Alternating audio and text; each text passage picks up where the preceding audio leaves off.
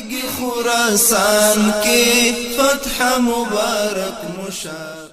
دشمن دین و وطن کاخ سیاه ظلم شد به زمین سرنگون شعله ایمان آمد شد به زمین سرنگون شعله ایمان آمد قافل سالار کف امریکای اهریمن خار زبون شرمسار ذلت طوفان آمد خار زبان شرمسار ذلت طوفان آمد شام سیاه رخت بس صبح درخشان آمد شام سیاه رخت بس صبح درخشان آمد پیروزی مبارک پیروزی مبارک پیروزی مبارک پیروزی مبارک پیکر تابوت غر لشکر کفر جهان پیکر تابوت غر لشکر کفر جهان شد همه پا در فرار همت مردان آمد شام سیاه رخت بس صبح درخشان آمد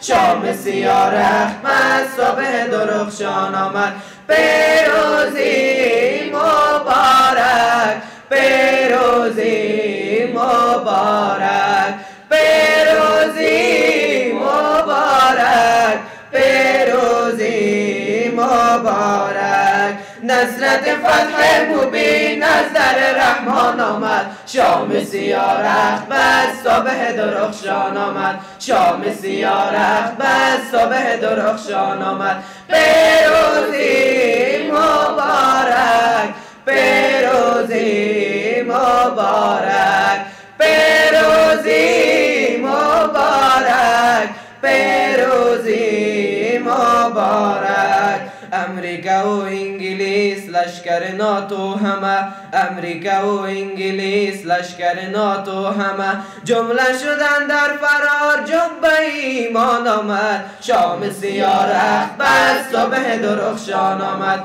شام سیاه رخت بس صبح درخشان آمد پیروزی مبارک دریم اشغال د چی ماتیگی خراسان کی فتح مبارک مشا